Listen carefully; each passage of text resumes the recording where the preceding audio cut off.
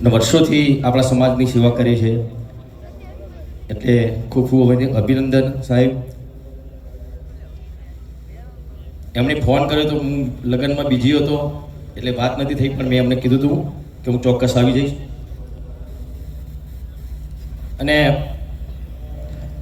આજે લગ્નનો પ્રોગ્રામ હતો મારો અહીંયા સાણંદ જોડે, પણ એ લોકોને મેં રિક્વેસ્ટ કરી કે ભાઈ અમારા સમાજનું આવડું મોટું સંમેલન છે એટલે તમારે મને વહેલું ફ્રી કરવું પડશે. ને એમણે માની પણ લીધું અને મેં 3 વાગ્યાનો ટાઈમ આપ્યો હતો અને 3 વાગે આવી પણ ગયો. ભાઈને બે જોડે જ આવ્યા મેં તો. એટલે હંમેશા બસ આપણો સમાજ આવી રીતે એક રહે એ જ મારા સમાજને પ્રાર્થના કરું છું. ને જ્યારે પણ સમાજનું કોઈ પણ કાર્ય હોય છે, આવા સંમેલન હોય છે, તો હું ચોક્કસપણે જઉં છું. હા, પણ ગેની બેની પણ મને બોલાવ્યો હતો, પણ એ વખતે અમુક સંજોગોના કારણે હું નહોતો પહોંચી શક્યો. એ બદલ ગેની બેન આપની માફી માગું છું. અહીંયા ઉપસ્થિત દરેક આગેવાનો એમને વંદન કરું છું.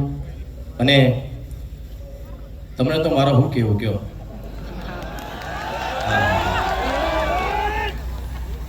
કેમ કે તમારા જ આશીર્વાદ છે. અત્યારે એક નાના ઘરમાંથી એક ઠાકોરનો દીકરો, અત્યારે તમે એનો સુપરસ્ટાર કહો છો, તો આ બધો તમારો આશીર્વાદ છે.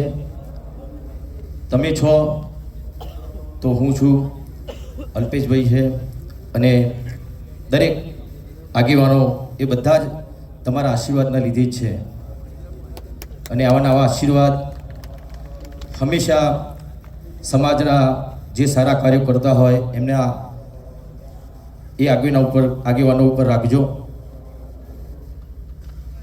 અને વધારે તો કંઈ કહેતો નહીં, એવો બોલવાનું થોડું હમણાંથી થોડું ચાલુ કર્યું છે.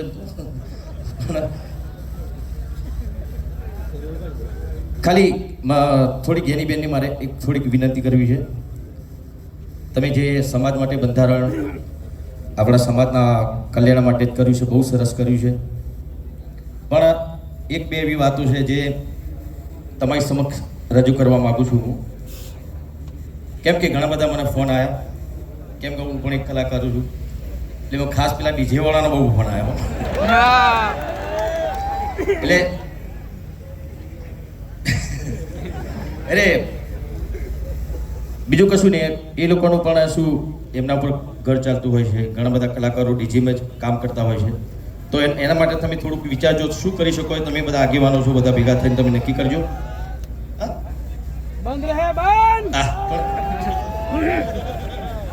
એટલે અમારા કલાકારોની વાત છે, બરાબર? એટલે એમાં શું થઈ શકે છે તમે બધા આગેવાનો છો, તમને વધારે ખબર પડશે. કોઈ રસ્તો તમે કાઢજો તો એ લોકોનું ઘર પણ ચાલે. અને સમાજ માટે હંમેશા વર્ષોથી હું ગાતો આવ્યો છું. કેમ કે પહેલાં બહુ ઓછું બોલતો હતો. પિક્ચર હોય તો ડાયલોગ બોલવાના થાય,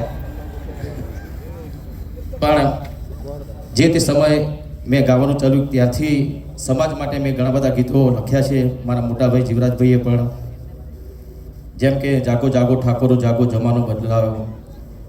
એ વખતે આપણો સમાજ બહુ જ પાછળ હતો. અત્યારે તો ઘણો બધો સમાજ આપણો ઘણો આગળ આવ્યો છે, શિક્ષણમાં પણ આગળ આવ્યો છે, અને વ્યસનમાં પણ એનો પાછું જવાની જરૂર છે, પણ એ બી આગળ આવે છે. બોલો, એટલે એમાં આપણે પાછળ જવાનું, બધામાં આગળ નહીં આવવાનું. જો આગળ આવવાનું છે તો આવવાનું છે. હા, શિક્ષણમાં આગળ આવો. આવા સમૂહ લગ્નો એમાં જોડાઓ. બાળ લગ્નના